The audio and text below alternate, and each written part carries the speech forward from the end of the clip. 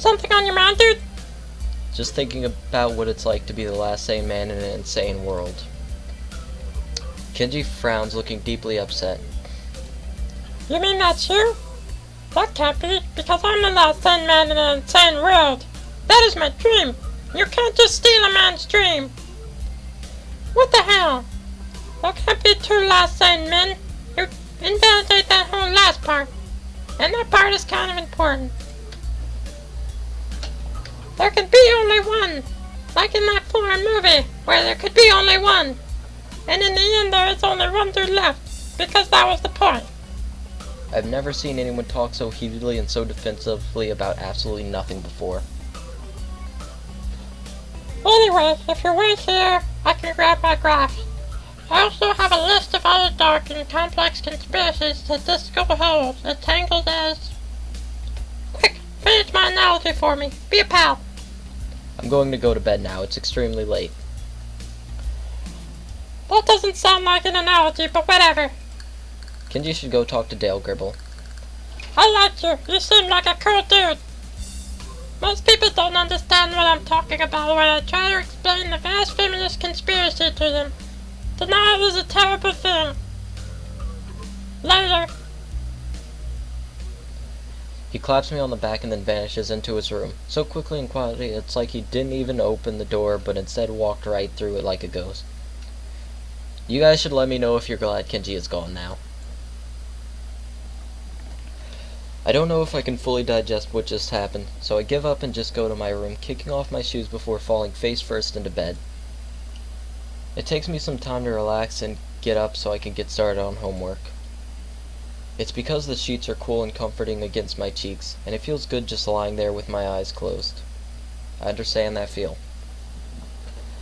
The school is like some kind of bizarre and surreal island. It's isolated on top of a mountain, and each person is stranger than the last. Ugh. I just can't seem to fit in. What irony. One would think that fitting in a place that's made for people who are unfit for anywhere else would be easy. Maybe I'm trying too hard. Although I say that, it doesn't help take the edge off, and the words are left echoing off my empty walls. I guess it's not as bad as I expected, though. This place really is more a school than, and less a hospital pretending it's a school than I thought it would be. If nothing else, the scenery is beautiful. I open one eye, seeing the school books and bottles of pills arranged side by side on my desktop. Maybe this place is too much like a normal school after all. Do do do do do do do do do do do do do do. Best transition ever. I feel very tired this morning, probably because yesterday itself was a very tiring day. On top of that, I woke up far earlier than necessary. After saying hi to Shizune and Misha, I start doing the work as instructed from the board. It already looks like today is going to be heavy. I don't have a problem with that now, though. Shizune and Misha might jump on me trying to get an answer about whether or not I've decided to join the student council, even if it's just one day. I wouldn't put it past them to try, and I don't have an answer for them if they do, so the situation is convenient for me. After 10 minutes into the class, Hanako walks in and takes a seat, but no one looks at her. The teacher doesn't even comment on her lateness. He does, however, stop us to say that we're going to break into groups again. I turn my head and see that Shizune and Misha are looking at me. Shizune gives me a smile that is equal parts cute and menacing. This is a smile that says, "We have you now. There is no escape." Shizune, daughter of Ares. Hee-chan, it looks like we're together again. Yay, yay! Misha leans sideways while Shizune pushes her desk closer to mine. There really is no escape now unless I were to jump through the window. Do it, man. Jumping out the window isn't the best option, sadly. What's wrong, Hee-chan? Cue questions about Hanako. Oh, Hee-chan, have you been thinking about what you said yesterday?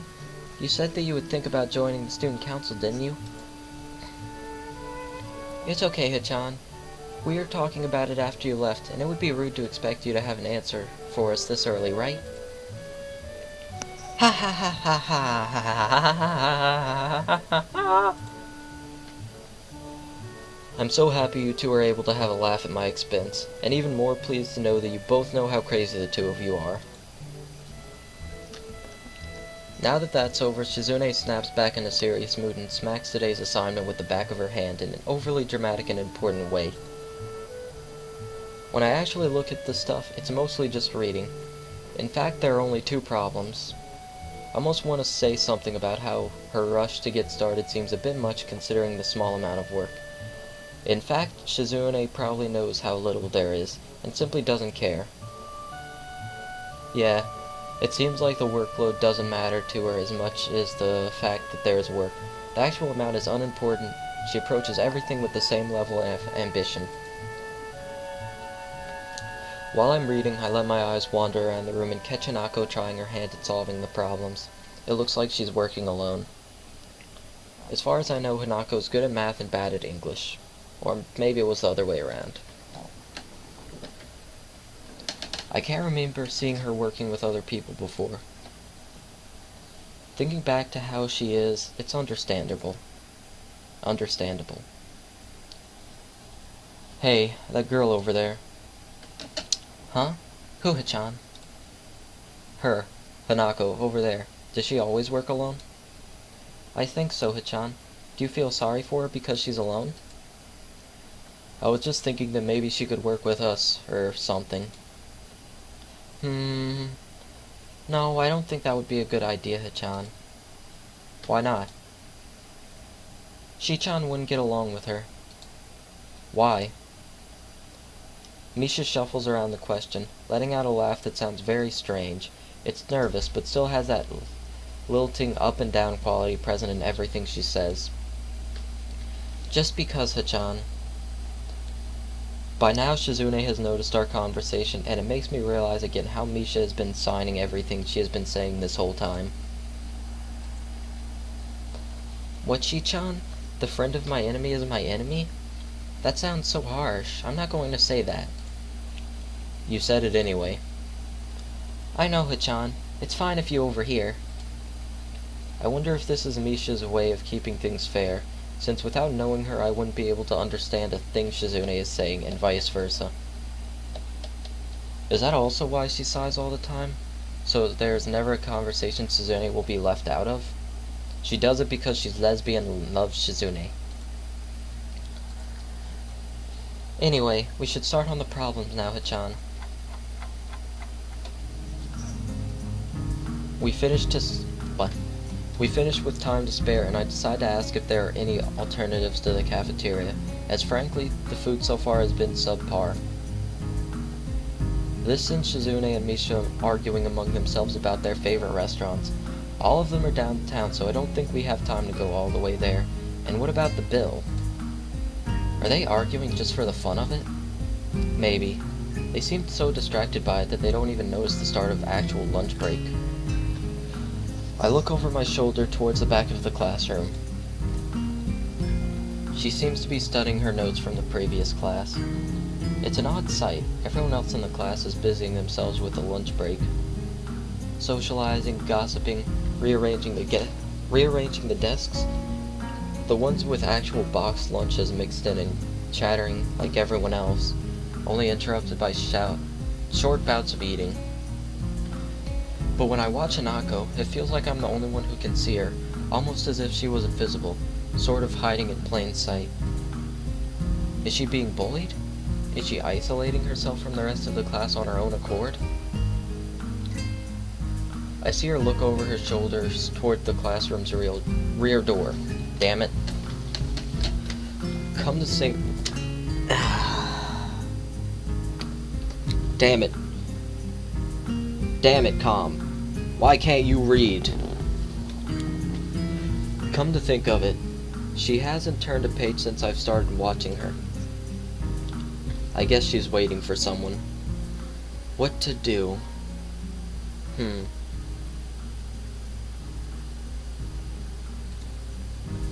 I still feel bad for making her run away yesterday, so I'd better say something. Hey there, Hanako. Hisao? Well, at least she remembers my name. Hey, I just wanted to apologize for yesterday. I didn't mean to startle you or anything. I'm just new here and I thought I should get to know my classmates. As Hanako looks up at me, I notice her scarring once more. It's a little bewildering that you can barely notice it from across the room, but it's so noticeable from up close. That's okay. It was my fault. Nah, that wasn't anyone's fault. It just kind of happened. So, are you waiting for someone? I saw you looking at the door before. Yes. Lily. Oh, you mean Lily the blind girl? Damn it, Hisao! Hanako only nods in response, and I can't help but wonder if defining people through their disabilities is a faux pas of the worst kind. We're just normal here. You literally could have just used her last name. You know her last name.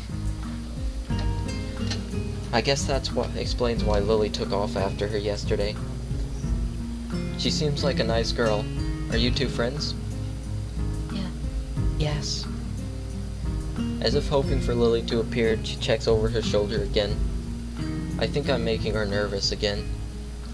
I hope I'm not disturbing you right now. No, that's not it. It's just easier if Lily doesn't come here. Oh, because it's hard to get around the classroom? Not really. Hanako's gaze drifts past my shoulder and towards Shizune. Shizune? Hanako nods again. What about her? Don't they get along? Hanako shakes her head. Clearly this is something she doesn't want to talk about. It does make a strange sort of sense. Shizune and Lily not getting along so well. Communication between the two would be all but impossible. It's hard enough talking to Shizune through Misha, even when you can see whose hands are talking. Hanako is so focused on Shizune that I am the first to notice Lily at the door. Oh, she's here now. Hanako spins around to confirm this. Upon seeing Lily, she moves quickly to the door. Lily. Ah, Hanako, good morning. Is the president here? Yes. Hanako glances over her shoulder at Shizune again, as if to confirm she can't hear them even though that's impossible. I suppose we'd best be off then. Lily's sigh and tone of what seems like frustration makes me raise an eyebrow. I guess there's some kind of enmity between the two. It's intriguing, but that's not really something I'd ask about. I'm sure if they'd wanted me to know, they would tell me. It's only my third day here. I should be trying to make friends, not finding out why people are enemies. But if you know who's enemies with who, and why they're enemies, you can become friends with one of them and destroy the other side through brutal conquest. Still, it's a little funny to find out that the school has little feuds, just like my old high school. Yeah, it's still a school. They may be disabled, but these are still people who are like, I don't know what age they'd be. 17, 18, probably around there. Even if people are more tolerant of others, they're still going to get on each other's nerves. Hey Lily, how are things? I'm sorry I made you run off yesterday. Oh my, is that Hisao? I didn't realize you were here. Aw, I'm not that invisible, Lily. Why can't you notice me, senpai? Okay. It seems that Lily is a little embarrassed about being so frank in front of me. Sorry, Lily. I thought you realized. No, it's alright, Hanako. Hisao, please don't worry about yesterday. It was just a misunderstanding. If you say so. I'm still working this place out. Well then, I think you'll find most people here are a lot more forgiving than elsewhere. If you are feeling a little confused, please don't be afraid to ask questions. Sure, I'll remember that. Lily. Lily gives a small nod of acknowledgement. I'm sorry, Hisao. We must be off. Hanako doesn't really look all that comfortable here right now, and Lily still seems a little embarrassed. I wonder if my apologies really made any impact. Mind if I accompany you two? I know I'm kind of pushing, but Lily hums quietly, still smiling. I'm sure that we could accommodate you, can't we, Hanako? She looks at Lily, then at me, and then she freezes wide-eyed. Sure. Well then, shall we go?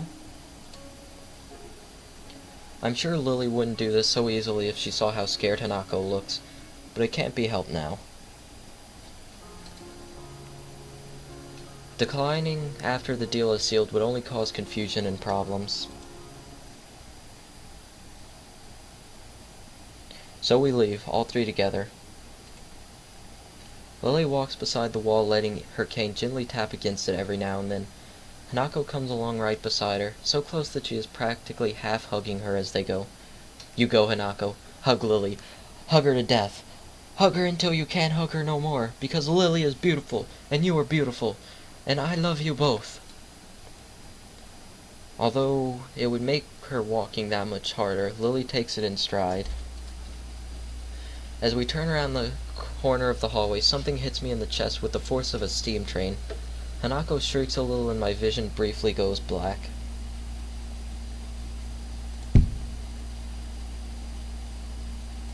Ouch. Opening my eyes, I see a pair of saucer-like green eyes looking at me. They belong to the perpetrator, a short girl who bumped into me and is now fallen down onto the hallway floor. She wears a PE uniform and a very worried frown. The former strikes me as a rather strange thing to have on during lunch break. More than that, though, is that she doesn't have legs. Or she does, but they are not flesh and bone. Her pale and very much flesh and bone thighs end in shins and feet made of some black metallic or plastic-like material. I should tell you this now, Hisao. Emi's an alchemist. She tried to bring back a human, traded off her legs, and it just didn't go well. They look disturbingly artificial and unnatural. It almost makes me forget that my chest is hurting. The girl winces a little, rubs her nose and jumps up. Aw, man. Hey, are you alright? I'm sorry about that, really. I wasn't looking where I was going, and you just came out of nowhere. Sorry. She's looking really apologetic, and that hurt puppy way of looking apologetic. I quickly forget about being angry or anything, since hurt puppies are my weak spot. It's okay, don't worry about it. Ouch. I say that, but there's a stinging pain growing in my chest, and I know that this is about the biggest possible danger for my condition. Don't overexert yourself. Don't forget your medication, and most of all, don't get hit in the freaking chest. I try to rub my solar plexus to chase the pain away, holding my breath in an attempt to hear my heartbeat.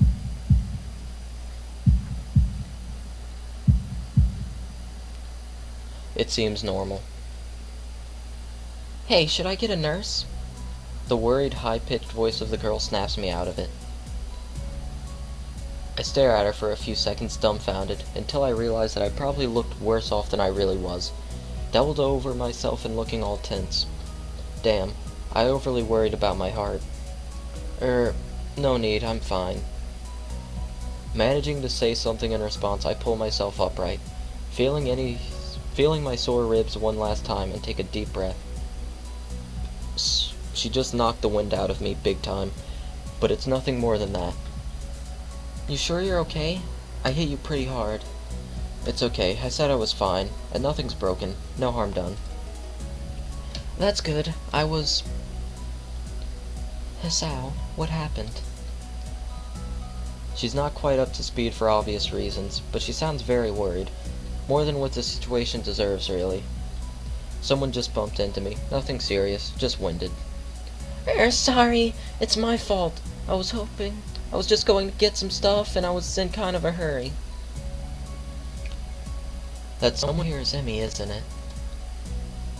The little girl coughs quietly and shuffles her plastic or metallic feet, looking down at them before saying anything. Hi, Lily. Hanako. I guess the girls know each other.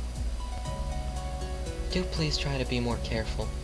You might be sturdy enough to endure these sorts of accidents, but there are people who aren't. The girl blushes and started to fidget nervously like a little child caught misbehaving. It's so cute I find myself smiling. I know that. I was just... I gotta go. Teacher'll have my head. I promised to help with pinouts, but I went running instead. Sorry, I've gotta change and everything. Before any of us can say a thing, Emmy has already bolted away, leaving the hallway eerily quiet. Does that kind of thing happen here often? There are more rules in Yamaku than usual for running in corridors. But that rarely stops Emmy, it seems. She shakes her head weakly and offers a slight composed smile. I don't think there's anything we can do to stop her, I'm afraid. Shall we be off then? Lily heads off along the hallway, and Hanako hurries after her. The route to the room the two use for tea is fairly simple to retrace, being still fresh in my mind from yesterday. Lily and Hanako quickly go about their business of making lunch. Before I can even open my small bag of food, Lily's busying herself with her thermos and tea bags as Hanako is setting out both their lunch boxes.